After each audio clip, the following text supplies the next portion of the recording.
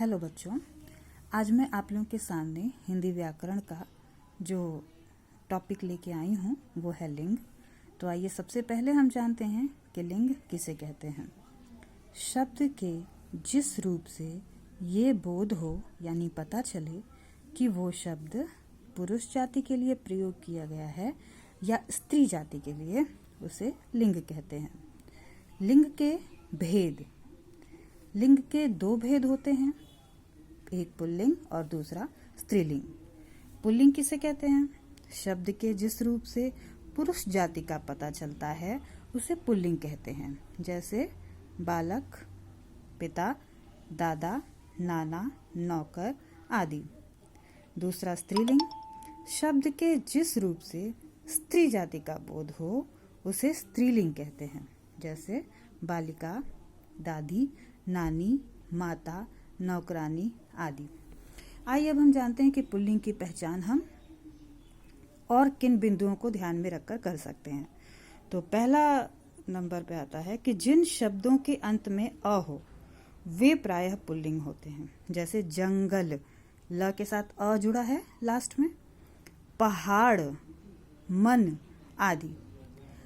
दूसरा आकारांत शब्द प्रायः पुल्लिंग होते हैं, जैसे कपड़ा, अंत में आ आया, बेटा आ आया, चरखा, छिलका, जाला आदि। थर्ड नंबर, जल और स्थल भागों के नाम प्रायः पुल्लिंग होते हैं, जैसे भारत, इंग्लैंड, यूरोप, आकाश, पहाड़, पाताल आदि। और अपवाद रूप में भी कुछ स्थान हैं, जैसे लंका, नदी, झील, घाटी, चोटी, मिट्टी आदि। अर्थात ये अपवाद हैं, इन पर वो नियम लागू नहीं होता है, यहाँ पर ये पुल्लिंग नहीं है। चौथा नंबर है धातुओं के नाम प्रायः पुल्लिंग होते हैं, जैसे सोना, पीतल, तांबा, सीसा, पारा आदि। पांचवा नंबर द्रव पदार्थ। शराब, चाशनी, लस्सी आदि को छोड़कर प्रायः पुल्लिंग होते हैं, जैसे तेल, इत्र, शरबत, दूध आदि, ये सब पुल्लिंग होते हैं। छठा नंबर महीनों और दिनों के नाम प्रायः पुल्लिंग होते हैं, जैसे अप्रैल, दिसंबर, चैत्र, आषाढ़ आदि। अपवाद रूप में भी हैं, जनवरी, फरवरी और मई, ये अपवाद हैं। सातवां नंबर ग्रहों और तारों के नाम, जिसमें पृथ्वी को छोड़कर बाकी सब पुल्लिंग होते हैं, जैसे मंगल, शनि, चंद्र, सूर्य, तारा, ध्रुव आदि। आठवां नंबर अनाजों, जिनमें ज्वार, मक्का, सरसों, अरहर आदि को छोड़कर बाकी के नाम, जैसे चावल, गेहूं, बाजरा आदि पुल्लिंग होते हैं।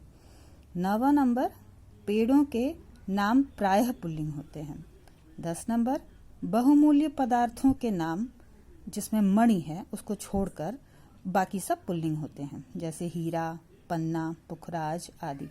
अब स्त्रीलिंग की पहचान कैसे करेंगे? पहला है कि ईकारांत शब्द प्रायः स्त्रीलिंग होते हैं, जैसे नदी, रोटी, टोपी, पूरी, कचौरी, जलेबी, मछली, खटाई आदि। अपवाद रूप में हैं हाथी, मोची, धोबी, पहाड़ी, पानी, घी आदि, यानी इन सब पर वो नियम लागू नहीं होता है। दूसरा नंबर भाषाओं, बोलियों और लिपियों के नाम स्त्रीलिंग होते हैं, जैसे हिंदी, मराठी, अवधी, उड़िया, ब्रज, सिंधी, अंग्रेजी आदि। और लिपि, जिसमें देवनागरी, गुरुमुखी और रोमन है। तीसरा नंबर ट, वट, वत और हट से समाप्त होने वाली भाववाचक संज्ञाएं स्त्रीलिंग होती हैं, जैसे झंझट, बनावट आदि।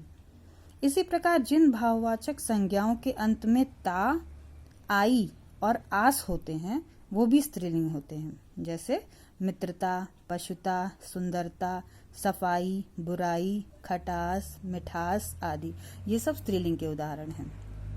चौथा नंबर नदियों के नाम प्रायः स्त्रीलिंग होते हैं, जैसे गंगा, यमुना, कृष्णा, कावेरी आदि। पांचवा नंबर झीलों के नाम प्रायः स्त्रीलिंग होते हैं, जैसे सांभर, पुष्कर, मानसरोवर आदि। और छठा नंबर तिथियों और नक्षत्रों के नाम प्रायः स्त्रीलिंग होते हैं, जैसे प्रथमा, द्वितीया, चतुर्दशी और रोहिणी आदि। धन्यवाद।